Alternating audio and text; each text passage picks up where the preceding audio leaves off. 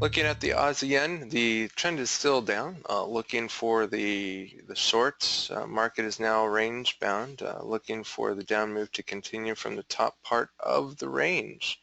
So let's go ahead and see what that looks like here on this chart. Okay, so working our way down from the weekly down into the smaller time frames, you can see that we've been in a big weekly zone here for the past several weeks, okay? And it's just been really range bound here on the Aussie yen, as we've been range bound going back and forth in between 81.54 and 76.25, back and forth and back and forth. Okay, as we look into the daily time frame, this is where I think it gets a little bit more interesting. We have the bottom of the zone here at 78.91.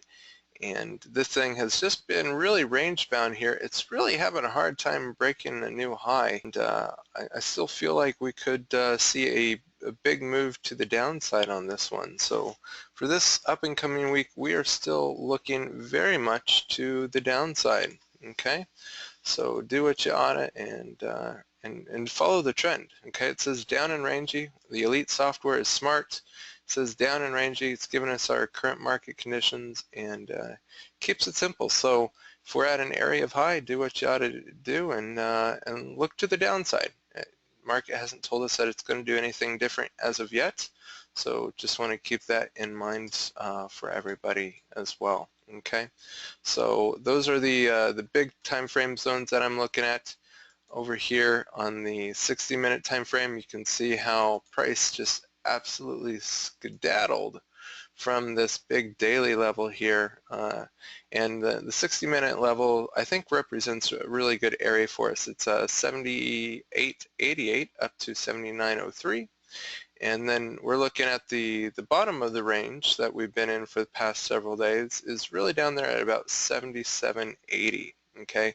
And we're just kind of, like, we had a massive drop, okay, during the overnight session, during the Tokyo session, and now it's just kind of been ranging around here slowly. So we're going to see if something else doesn't happen here shortly, but I'd be looking for it to continue on down is really where what I'm looking, and how all this stuff lines up with confluence of multiple time frames going from our big weekly time frame down to our 4-hour and 60-minute time frames. Looking at the euro pound, still uptrend to continue looking for pullback to demand. And then we gave off the level there. Okay, so that's what we were looking to have happen.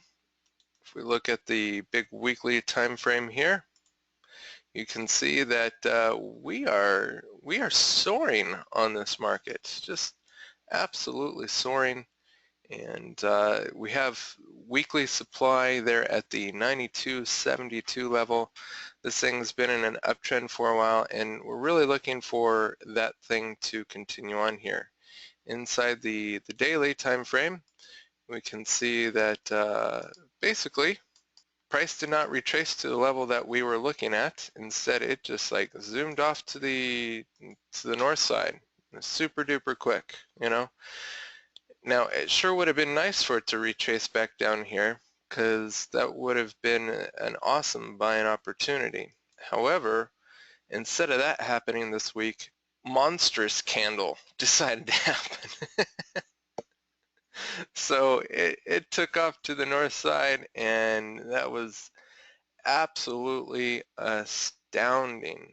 Let me tell you what. So no retracement, just a big explosion candle. And now you can see over the past few days we've started to quiet down here just a little bit, and I really feel like price needs to take a breather after something that big and that massive coming through.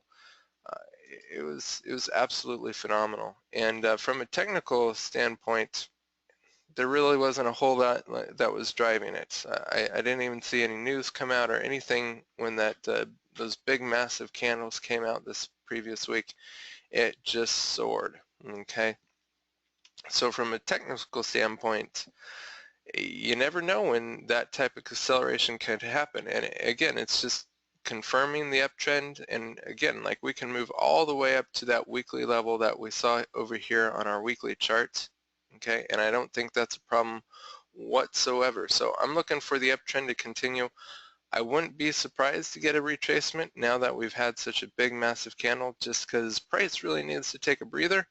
But that's what I'm going to be looking for, and again, we'll just see if we can't get a little pullback here down to the 88.43 level, and that's what I'm going to be looking to have happen this coming week, is just that little retracement back down.